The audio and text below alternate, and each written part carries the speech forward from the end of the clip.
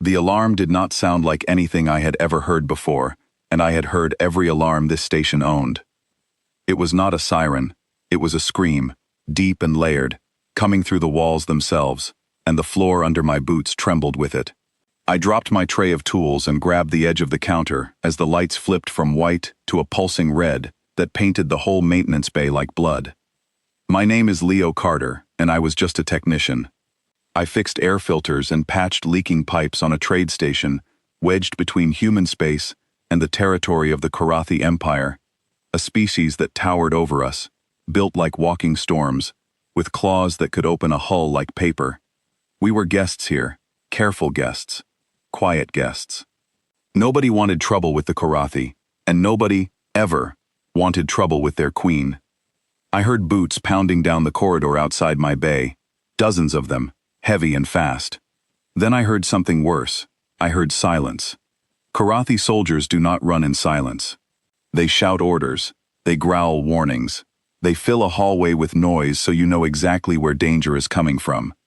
This time there was nothing. Just the drumming of feet and that horrible red light, and somewhere far off, a sound that made my chest hurt just from hearing it. It was a roar. Not an animal roar. A queen's roar. And every human on that station had been told exactly once, on our very first day, what that sound meant. It meant her children were in danger. I had never heard it before. Nobody on the station had heard it before, not in the 6 years the trade agreement had stood. The Karathi Queen was the single most powerful being any of us had ever stood near, a being who could crush steel doors with one hand, and who commanded thousands of soldiers with nothing but a look. She rarely left her private wing. She rarely spoke to humans at all. But her sons, her 2 young princes, sometimes wandered the station under heavy guard, curious about everything, especially about us. I knew them. Not well, not officially, but I knew them. My comm crackled against my wrist. It was Priya, one of the station's junior engineers, and her voice was shaking so hard I almost couldn't understand her. "Leo," she said, "they are locking down every section.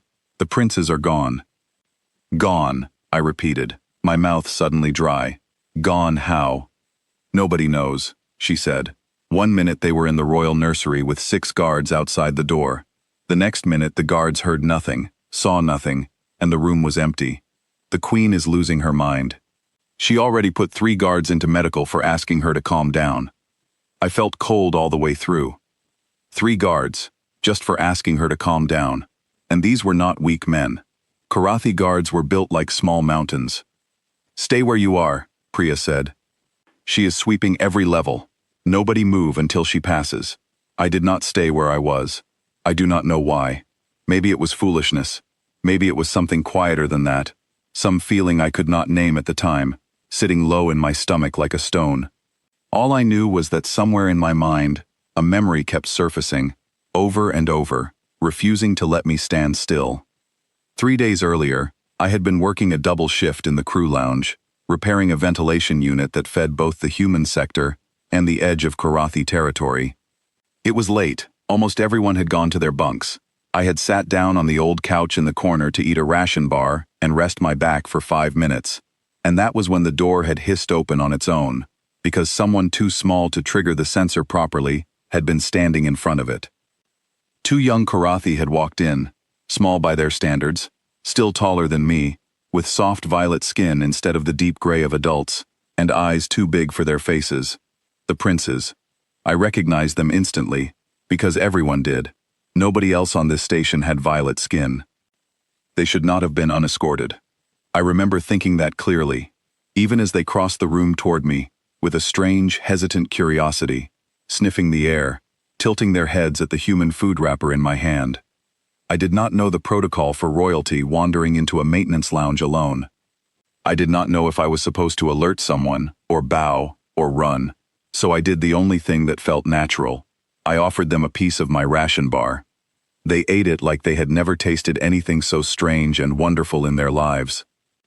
After that, they simply sat down, one on each side of me, and within minutes, worn out from whatever mischief had brought them there, they had leaned against me and fallen asleep, right there on the couch, using my chest and shoulders as pillows. I remember sitting frozen for almost an hour, terrified to move, terrified that guards would burst in and see two heirs to the Karathi throne, asleep on a random human technician, and decide I had done something unforgivable. But no guards came. Eventually, a nervous nanny found them, gasped, and hurried them away without a word to anyone. I never told a soul. I assumed it was a secret best left buried. Now, with the whole station in lockdown, and a queen's roar shaking the walls, that memory would not leave me alone. I left my bay, and moved through the corridors, sticking to shadows, avoiding the sweeping search parties. Every screen I passed showed the same emergency message in a dozen languages. Every face I passed was pale with fear. Twice I had to duck into a supply closet as Karathi soldiers thundered past, weapons drawn, faces twisted with something between panic and rage. I was heading for the crew lounge. It made no logical sense. The princes had been taken from the royal nursery, 3 decks away from where I worked, behind 6 guards and a sealed door. There was no reason for them to be anywhere near my little corner of the station. But that stone in my stomach kept pulling me forward, and I had learned a long time ago not to argue with a feeling that strong. The lounge door was closed when I reached it. I pressed my palm to the sensor, and it hissed open, revealing a dark room lit only by the soft glow of a single overhead panel I always left dimmed for reading.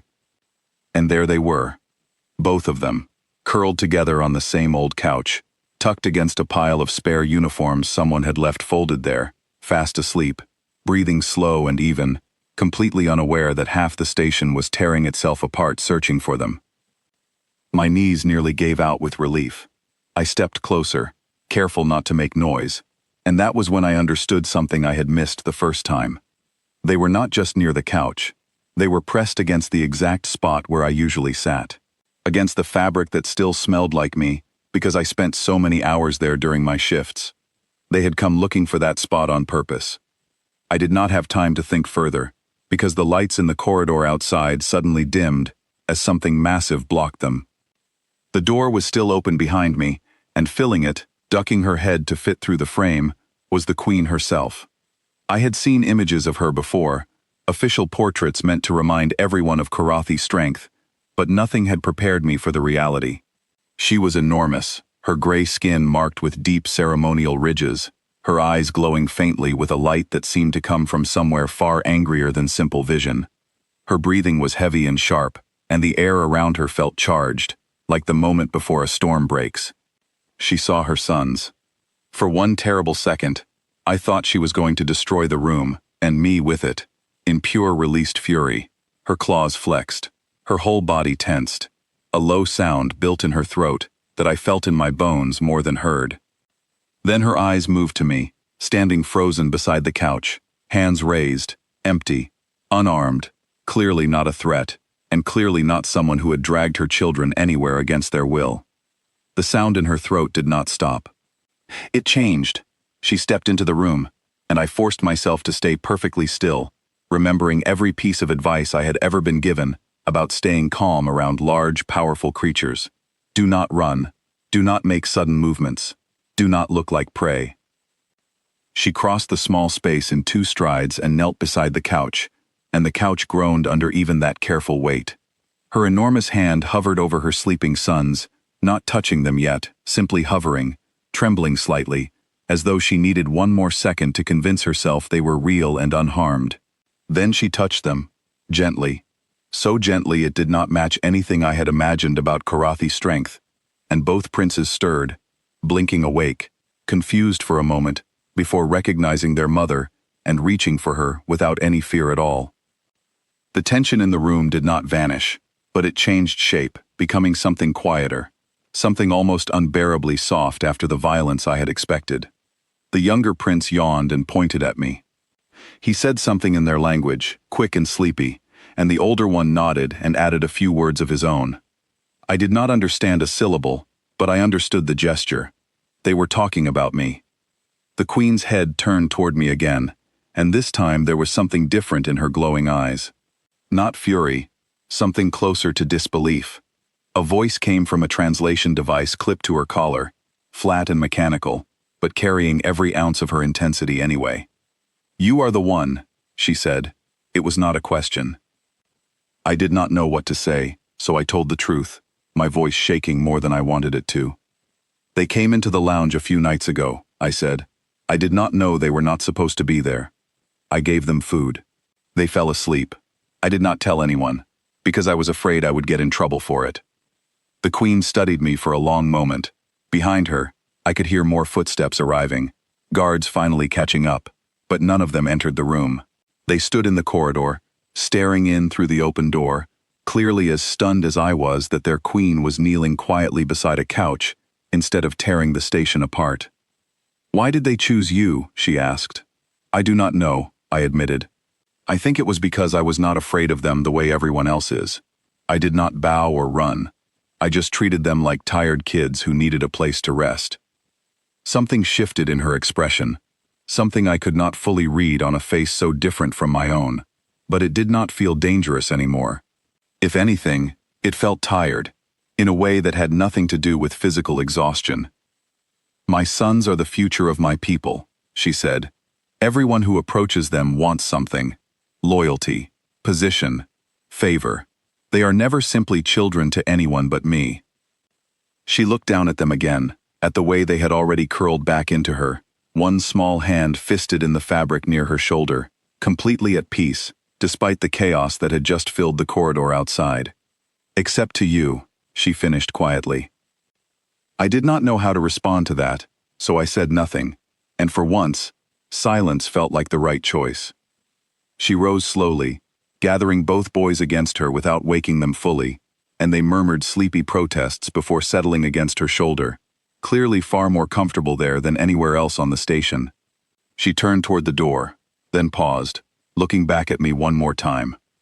"You will be assigned to the royal wing," she said. "Not as a servant, as someone my sons trust. If that arrangement troubles you, tell me now." It did not trouble me. It terrified me a little, if I am honest, because nothing about my ordinary life had prepared me to be trusted by an empire's heirs. But some part of me, the same part that had walked toward danger instead of away from it only minutes earlier, felt something close to quiet pride. "I would be honored," I said. She studied me a moment longer, then gave a single nod, the kind of gesture that on her people probably carried the weight of a formal decree.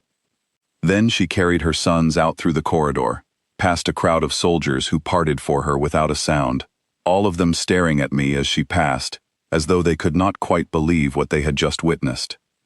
I stood alone in the lounge for a long time after that, my heart still pounding, replaying everything that had happened.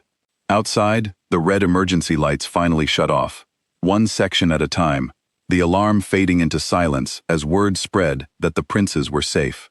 Priya found me 20 minutes later, bursting through the door with wide eyes and a dozen questions already spilling out of her. "You found them," she said. "Everyone is saying you found them. Is that true? What happened? Why does everyone look at you like you grew a second head?" I laughed, a short, disbelieving sound, because it was the only reaction that made sense. "They found me," I said. They always had. Over the following weeks, my life changed in ways I never expected. I moved into a small set of quarters near the royal wing, close enough that the princes could visit whenever their lessons or duties allowed, which turned out to be often. Guards who once eyed every human with suspicion began nodding to me in the corridors, some of them even smiling, once they understood I was no threat, and, more importantly, that I made their two most precious charges genuinely happy.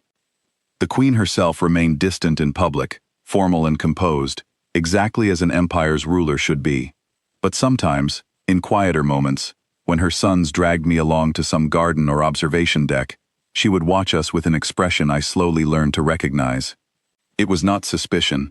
It was something closer to relief, the kind that only comes from watching your children be simply, safely happy, without politics or fear shadowing every moment of it. I never became a soldier or a diplomat. I never learned to speak more than a handful of Karathi words. I remained, at heart, the same technician who used to fix air filters and patch leaking pipes. And honestly, that suited me fine. I still fixed things. I still worked with my hands. I just did it now, in a much stranger, much larger world than the one I had woken up to that morning.